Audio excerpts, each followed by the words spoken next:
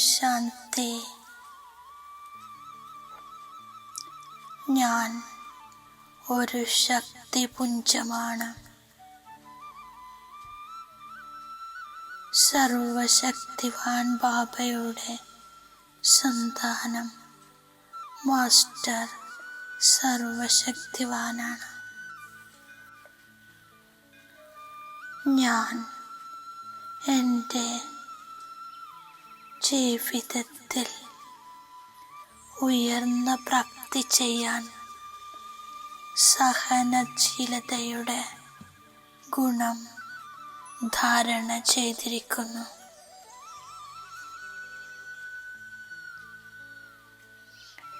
ഇപ്പോൾ ജീവിതത്തിലുള്ള കോളിളക്കത്തിലും പരിതസ്ഥിതികളിലും സദാ ഏകരസാവസ്ഥയിൽ സ്ഥിതി ചെയ്ത് ഞാൻ ദുഃഖ അശാന്തിയിൽ നിന്നും മുക്തമായിരിക്കുന്നു.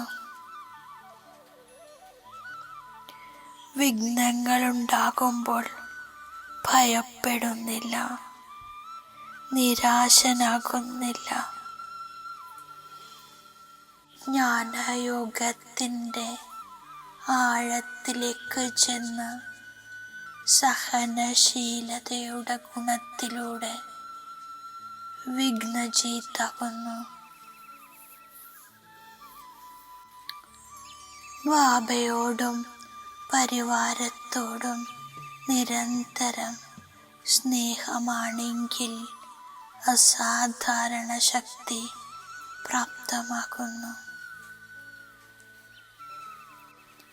വിഘ്നങ്ങൾ എന്നെ അനുഭവിയാക്കുന്നു.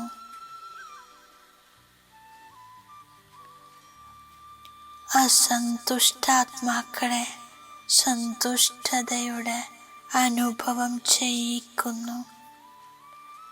പർവ്വതം പോലെയുള്ള സമസ്യകളായാലും ഞാൻ സഹനശീലനായി വലിയ കാര്യത്തെയും ചെറിയ കളിപ്പാട്ടമാണെന്ന് വിചാരിച്ച് കളിയുടെ രൂപത്തിൽ മറികടക്കുന്നു.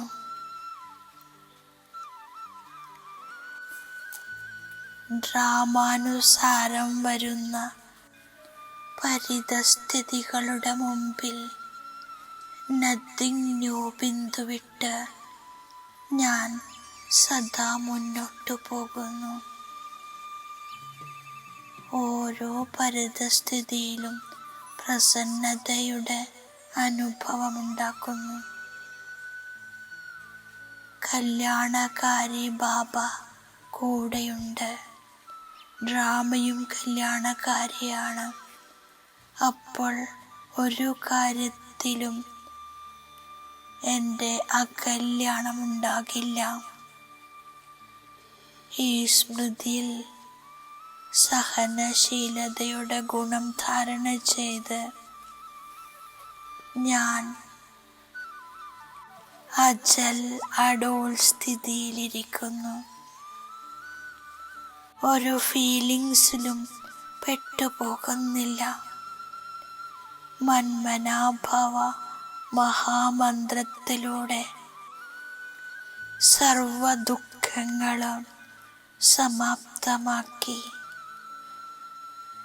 മനസ്സും വചനത്തിലും കർമ്മത്തിലും സഹനശീലത ഉപയോഗിച്ച് ഞാൻ ശ്രേഷ്ഠമണിയാകുന്നു, ശക്തി സ്വരൂപമാകുന്നു. ഞാൻ സഹനശീലതയുടെ ദേവിയാകുന്നു. ഏതുവരെ ജീവിച്ചിരിക്കുന്നുവോ ഞാൻ അതുവരെയും പഠിക്കുന്നു, പഠിപ്പിക്കുന്നു. സന്തോഷത്തിൻ്റെയും പദവിയുടെയും ആധാരം പഠിത്തമാണ്. ഞാൻ സഹനശീലതയോടെ പരസ്പരം കൂട്ടായ്മയോടെ സേവനം ചെയ്യുന്നു. ഭാഗ്യശാലിയാകുന്നവർ പഠിപ്പും വളരെ താല്പര്യത്തോടെ പഠിക്കുന്നു. ഞാനിപ്പോൾ രചയിതാവിനെയും രചനയുടെ ആദി മധ്യ അന്ത്യത്തെയും അറിഞ്ഞു. ഏതുവരെ ജീവിച്ചിരിക്കുന്നുവോ അതുവരെ ഞാൻ BK-യാണ്. എനിക്ക് ബാബയിൽ നിന്നും വളരെ വലിയ സമ്പത്ത് ലഭിക്കുന്നു. ബാബ സ്നേഹത്തോടെ പുരുഷാർത്ഥം ചെയ്യിക്കുന്നു. ഞാൻ പരിധിയില്ലാത്ത അച്ഛൻ്റെ അടുത്താണിരിക്കുന്നത്. എനിക്ക് ബാബയുടെ കൂടെ പോകണം. ഈ പഴയ ലോകം വിനാശമാകും. ബാബയെയും 84 ജന്മങ്ങളുടെ ചക്രത്തെയും ഓർമ്മിച്ച് എൻ്റെ തോണി അക്കരയെത്തും. ഈ സന്ദേശം ഞാൻ മറ്റുള്ളവർക്കും നൽകുന്നു.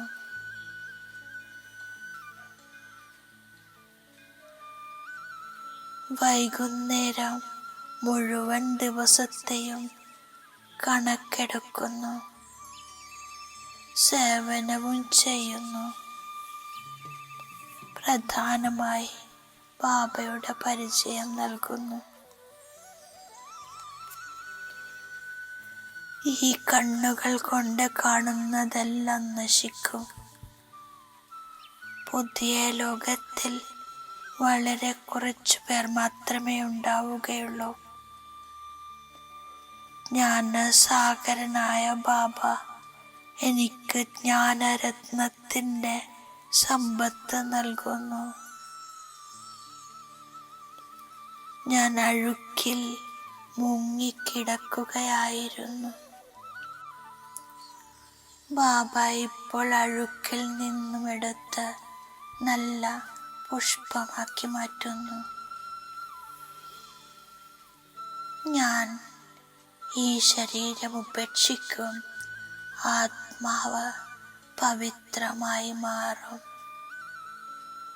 ഞാൻ എൻ്റെ വീട് ഉപേക്ഷിച്ചിട്ട് 5000 വർഷങ്ങളായി.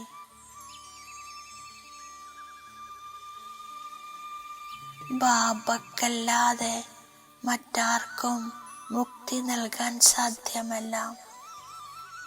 ഞാൻ ബാബയെ ഓർമ്മിക്കുക മാത്രം ചെയ്യുന്നു. എല്ലാവരോടും ഇത് തന്നെ പറയുന്നു.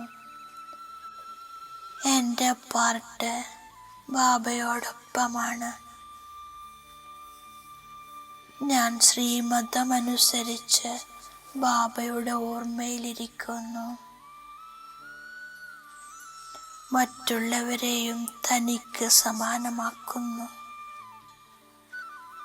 ദിവസവും ഉത്സാഹത്തിലിരിക്കുന്നതിനായി ഏകാന്തമായിരുന്ന് തന്നോട് തന്നെ സംസാരിച്ചു കൊണ്ടിരിക്കുന്നു. ഈ അശാന്തമായ ലോകത്ത് ഇനി അല്പസമയം മാത്രമേ ബാക്കിയുള്ളൂ. ശാന്തിയുടെ സാഗരം ഒരേ ഒരു ബാബയാണ്. ശാന്തിയും സുഖവും വേണമെങ്കിൽ രചയിതാവിനെയും രചനയെയും അറിയണം. ഇതാണ് ജ്ഞാനം. ഇതെൻ്റെ ബുദ്ധിയിൽ മുഴങ്ങിക്കൊണ്ടിരിക്കുന്നു.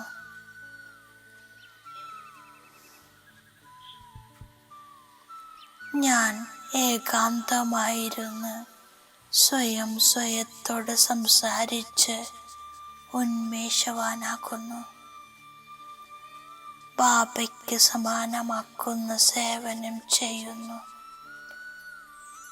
സാക്ഷിയായി മാറി ഓരോരുത്തരുടെയും പാർട്ടിനെ കാണുന്ന അഭ്യാസം ചെയ്യുന്നു.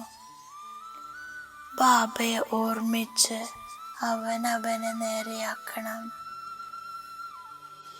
സന്ദേശവാഹകനായി മാറണം. ബാബ നൽകിയ വരദാനമാണ് ശ്രേഷ്ഠ പുരുഷാർത്ഥത്തിലൂടെ അന്തിമ ഫലത്തിൽ ഒന്നാമതെത്തുന്ന പറക്കുന്ന പക്ഷിയായി ഭവിക്കട്ടെ. ഞാൻ ഹൃദയത്തിൻ്റെ